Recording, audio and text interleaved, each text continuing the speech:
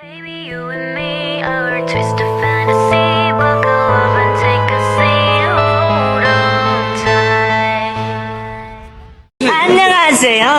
Perkenalkan, nama saya Dwi Kusuma Mayasari dari kelas 12E, nomor absen 8. Saya bersekolah di SMA N1 Saradan. Hari ini kita akan belajar tentang sifat koligatif larutan. Do you know what that is? No. Kalau belum tahu, tenang aja, kita akan bahas bareng-bareng.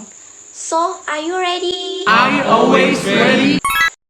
Sifat koligatif larutan.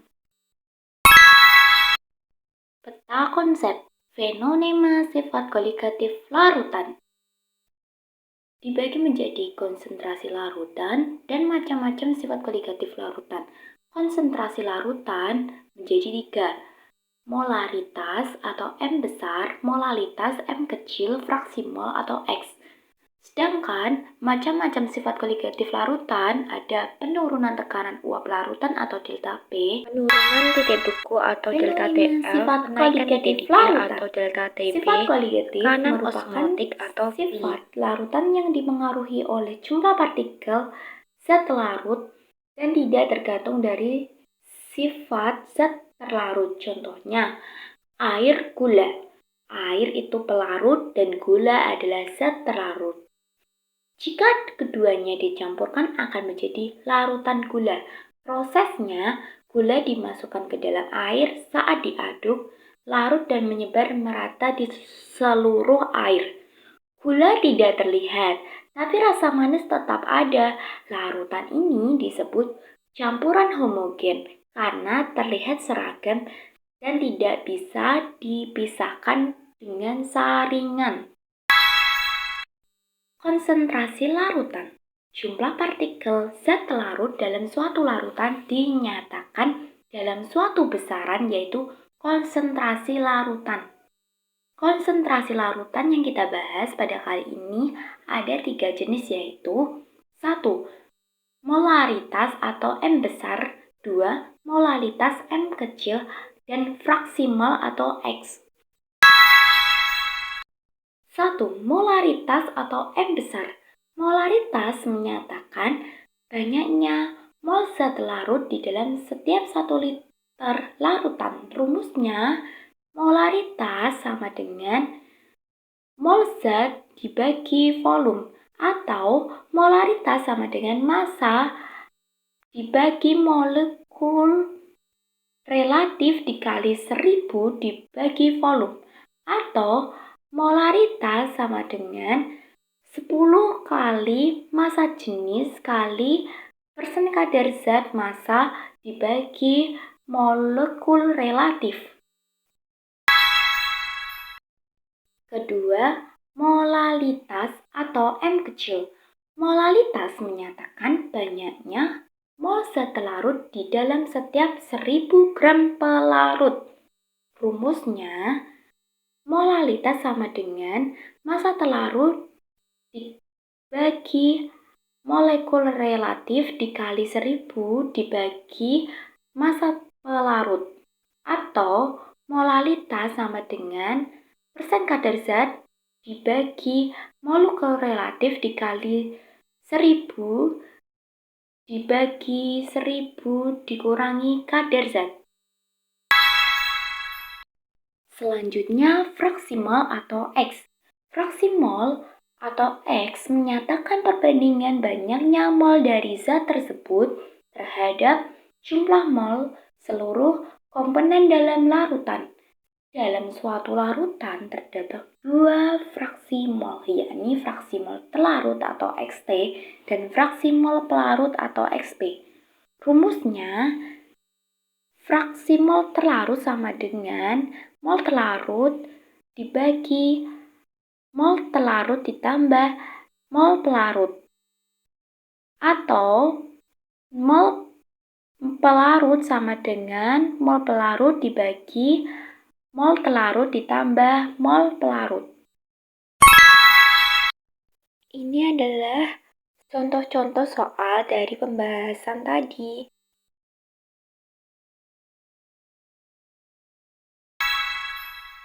Notes. 1. Sifat koligatif larutan adalah sifat larutan yang dipengaruhi oleh jumlah partikel. Kedua, zat larut dan tidak tergantung dari sifat zat terlarut. Ketiga, jumlah fraksi mol terlarut dan pelarut adalah 1.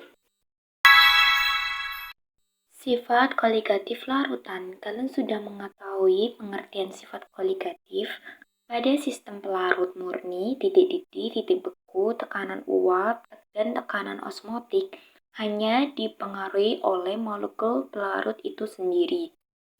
Namun, dalam sistem larutan yang terdiri dari pelarut dan terlarut, keadaan zat terlarut dalam suatu pelarut akan menyebabkan suatu perubahan tertentu.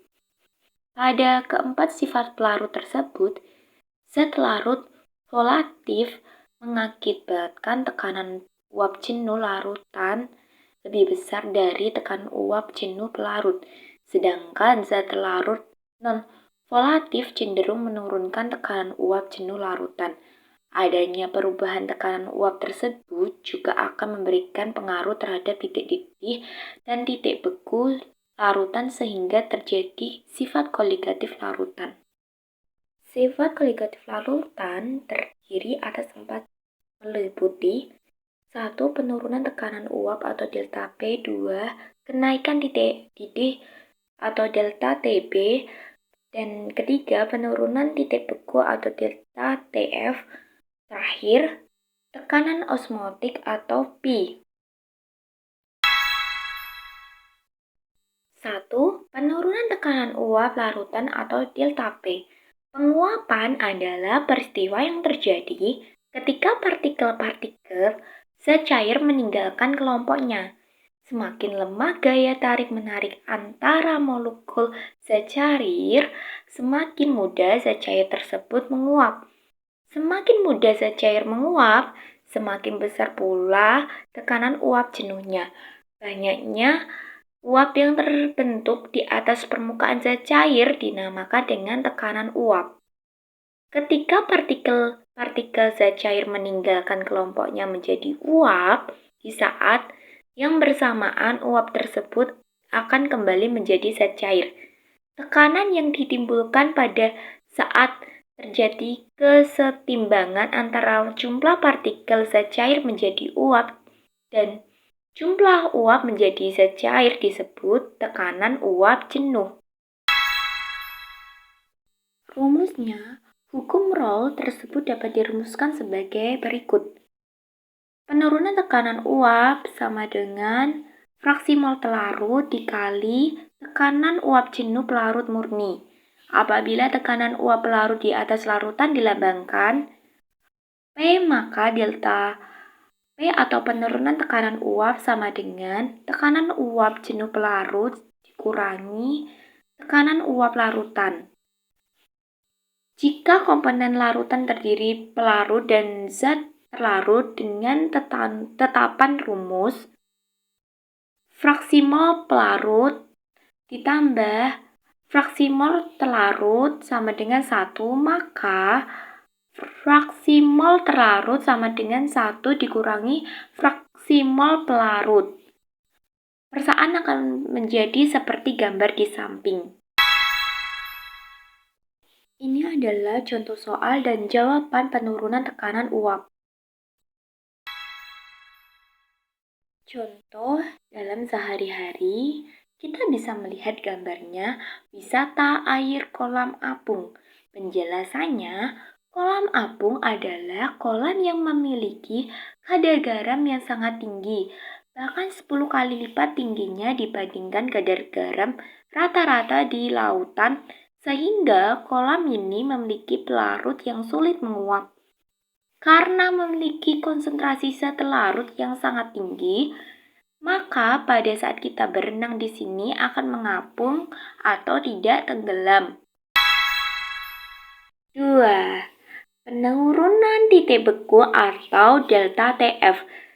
Jika suatu zat terlarut ditambahkan pada suatu pelarut murni hingga membentuk larutan, maka titik beku pelarut murni akan mengalami penurunan.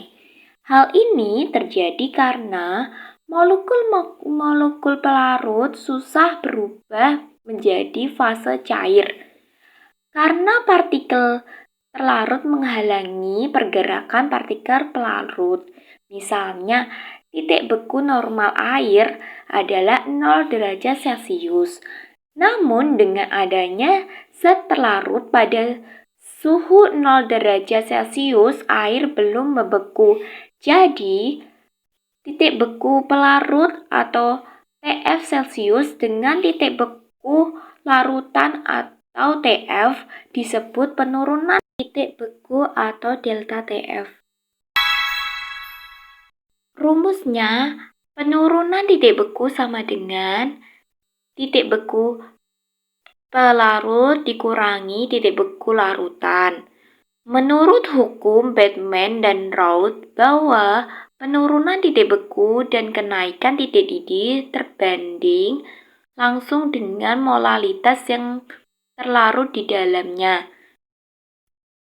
Jadi, penurunan titik beku sama dengan molalitas larutan dikali tetapan penurunan titik beku molal. Ini adalah soal dan jawabannya penurunan titik beku. Contoh dalam kehidupan sehari-hari penurunan titik beku. Membuat campuran pendingin pada es putar. Penjelasannya, untuk membuat es putar dipelurkan yang namanya cairan pendingin. Cairan pendingin merupakan larutan berair yang memiliki titik beku jauh di bawah 0 derajat Celcius. Secara sederhana, cairan pendingin dibuat dengan melarutkan berbagai jenis garam kepingan es batu. Pada pembuatan es putar, cairan pendingin dibuat dengan mencampurkan garam dapur dengan kepingan es batu dalam sebuah bejana berlapis kayu. Pada saat pencampuran itu, es batu akan mencair sedangkan suhu campuran turun. Sementara itu, campuran bahan pembuat es putar dimasukkan dalam bejana lain yang terbuat dari bahan stainless steel. Bejana ini kemudian dimasukkan ke dalam cairan pendingin sambil terus-menerus diaduk sehingga campuran membeku. Kenaikan titik didih atau delta TB. Penjelasan suhu pada saat tekanan uap jenuh cairan sama dengan tekanan luarnya atau tekanan pada permukaan cairan disebut dengan titik didih.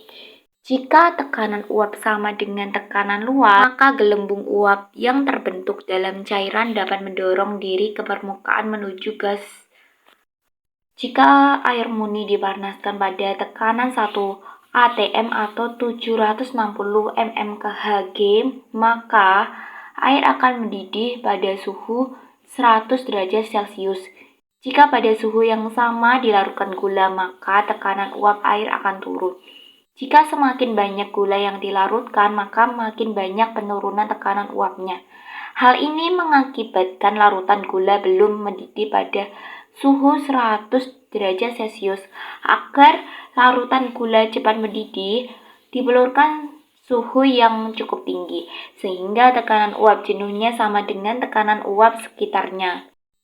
Selisih antara titik didih larutan dengan titik didih pelarut murni disebut kenaikan titik didih atau delta TB. Kenaikan titik didih sama dengan titik didih larutan dikurangi titik didih pelarut. Secara umum, semakin zat terlarut yang dilarutkan, maka kenaikan titik didih akan semakin besar, sehingga persamaan untuk menentukan perubahan titik didih sebanding dengan hasil molalitas dengan nilai Kb pelarut. Seperti dikonversasikan menjadi kenaikan titik didih sama dengan molalitas larutan dikali tetapan kenaikan titik didih molal. Ini adalah contoh soal dan jawaban. Contoh dalam kehidupan sehari-hari adalah penambahan garam. Pada umumnya ketika memasak atau merebus sesuatu, penambahan garam biasanya dilakukan setelah air mendidih. Hal ini bertujuan mencegah agar pada proses pemasakan terjadi lebih lama. Tekanan osmotik atau Pi. Gambar di samping menampilkan dua larutan yang memiliki konsentrasi berbeda, yang dipisahkan oleh selaput semi-permeable. Larutan di sebelah kiri merupakan larutan encer yang memiliki tekanan osmotik rendah atau hipotonik, sedangkan larutan di sebelah kanan merupakan larutan pekat yang memiliki tekanan osmotik tinggi atau hipertonik. Selaput semi-permeable tersebut hanya dapat dilalui oleh molekul pelarut, namun tidak dapat dilalui oleh molekul zat terlarut. Molekul-molekul pelarut akan merembes dari larutan encer ke larutan yang lebih pekat. Proses pemindahan molekul pelarut dan larutan encer ke larutan yang lebih pekat atau dari pelarut murni ke suatu larutan melalui selaput semi-permeable disebut peristiwa osmosis. Peristiwa osmosis berlangsung hingga mencapai suatu kesetimbangan atau hingga kedua larutan menjadi isotonik. Hal ini ditandai dengan berhentinya perubahan volume larutan. Perbedaan volume antara dua larutan pada keadaan kesetimbangan menghasilkan suatu tekanan yang disebut tekanan osmotik. Tekanan osmotik juga dapat diartikan sebagai tekanan yang harus diberikan untuk mencegah terjadinya osmosis. Menurut Van Hoff, tekanan osmotik larutan-larutan encer dapat dihitung dengan rumus yang serupa dengan persamaan gas ideal, yaitu PF sama dengan nRT atau PF sama dengan nRT. Dengan mol atau volume menyatakan kemolaran larutan atau M, maka persamaan di atas ditulis P sama dengan N per F dikali RT atau P sama dengan M dikali R dikali T. Keterangannya di samping. Ini adalah contoh soal dan jawabannya. Penerapannya mesin cuci darah. Penjelasannya, mesin cuci darah, pasien penderita gagal ginjal harus menjalani terapi cuci darah atau hemodialisis dengan menggunakan mesin dialisis. Mesin dialisis ini menggunakan prinsip tekanan osmotik larutan. Terapi pada hemodialisis menggunakan metode dialisis, yaitu proses pemindahan molekul-molekul kecil seperti urea dari dalam sel darah melalui membran semi-permeable dan memasukkan cairan lainnya kemudian dibuang. Membran tak dapat ditembus oleh molekul besar seperti protein sehingga akan tetap berada di dalam darah. Larutan elektrolit. Elektrolit kuat alfa sama dengan 1 dapat terurai sempurna ionnya. Elektrolit lemah 0 kurang dari alfa kurang dari 1 dapat terion sebagian dalam air. Non-elektrolit alfa sama dengan 0 tidak dapat terion dalam air. Maka semakin elektrolit suatu zat terlarut, maka semakin banyak partikel zat terlarut yang akan menghalangi air untuk menguap sehingga tekanan uap larutan atau jenuh rendah.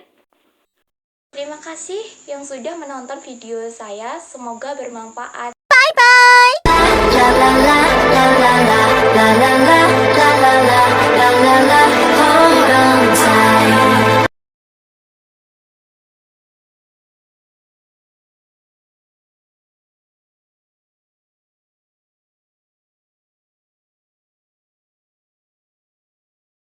bye.